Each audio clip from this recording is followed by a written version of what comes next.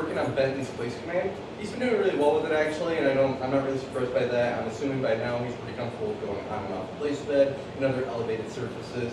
So this is really going to help him quite a bit though, especially when people come over and stuff like that. I know you say that you're using like the citronella spray and stuff like that, so that way he stops jumping on people. But this is something that we're going to kind of want to do preemptively before anybody comes in. That way, again, we can kind of make him learn like that behavior just really isn't acceptable anymore, and this is going to become the new normal. And if he does actually break his command, you can continue using the citronella spray. But I at least want you to try to go ahead and introduce a place bed to him when people come over. That way, this again, he just learns to become much more disciplined. So we're going to go ahead and start. Okay. Good boy. Place. He's going to walk up to the place bed. Place. Have him walk up to it. There we go. He's not as enthusiastic about it as Jax was. Good boy. Like Jax, he was like really ready to jump up and down in bed and stuff like that. He was having a really good time. Bentley, he's a little bit more reserved. He's a little bit more like, okay, I'm on the place bed. Okay, come on. Good boy. We're gonna walk up to it, place, thumb in place, and let him go the rest of the way. And just like I'm not sure which order you guys are watching these in, but I suggest watching Jax's video first, because I don't want to like re-explain too much information, because then it just kind of becomes redundant, and then I'm wasting everybody's time. But basically what I'm doing is I'm stopping right here, so that way he can go the rest of the way to the bed on his own, and that way whenever we're going to be doing this off leash, he's already much more comfortable with me not walking all the way up with him.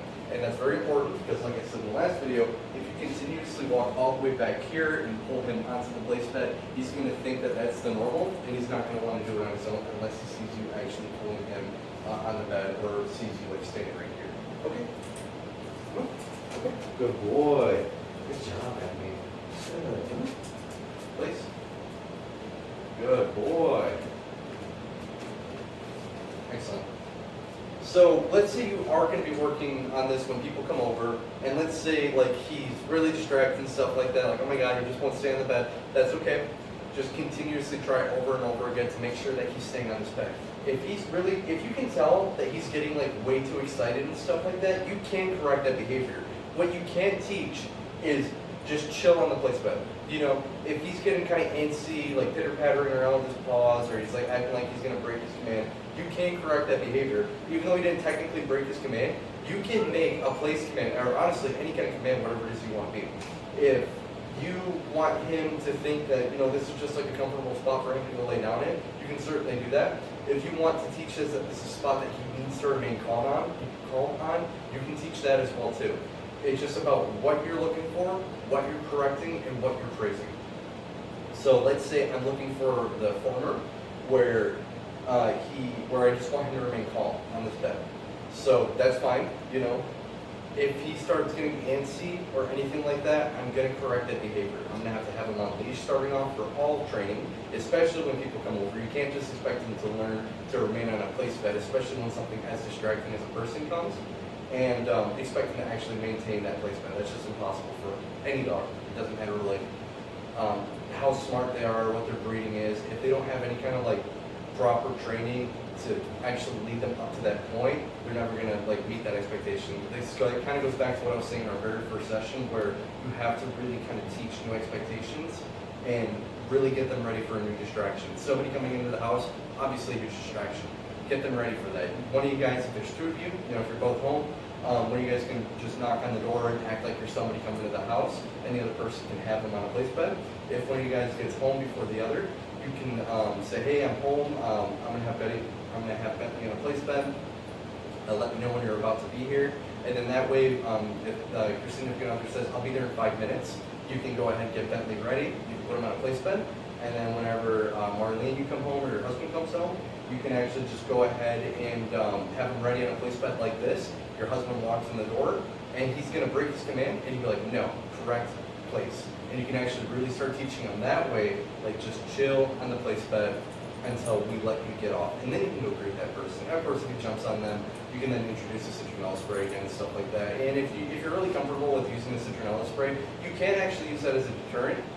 You can show him that you have it in your hand. And that way, if he does break his place command, he knows, okay, I'm going to get the citronella spray if I'm not being good. That's totally acceptable by me. Because, you know, Bentley is a very big dog, and Jax is going to be a big dog too. Bernedoodles get very large, so having like any kind of deterrent that you want to introduce to teach them just to remain calm in a place bed, so that way they're not jumping on people as soon as they come to the house, which can be very dangerous, is fine by me, honestly. So other than that though, okay, come on. Okay. As I said, he's not nearly as enthusiastic about as Jax is about it.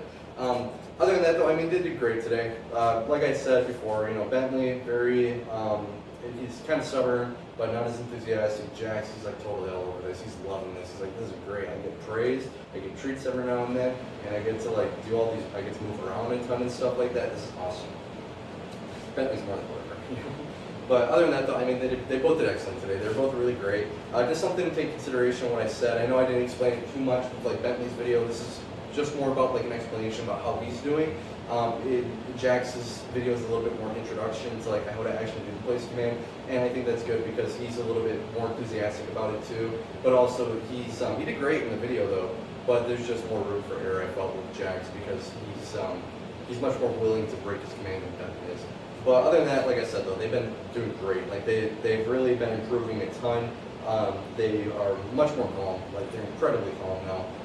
Like Jax, he's over there just chilling. I did have him over here like on a doggy bed, but he was wanting to like go mess with Bentley while I was trying to record and stuff like that, which isn't abnormal. But I just wanted to see how he would do, and he wasn't nearly as like energetic as he was in the beginning. He was just like getting up and like trying to walk over here and stuff like that. But again, I don't want him in here. But he's just over there laying down, which in the first couple of sessions he was honestly like, oh my god. So no, but this is great though. Like they've improved a ton. If you have any questions, please feel free.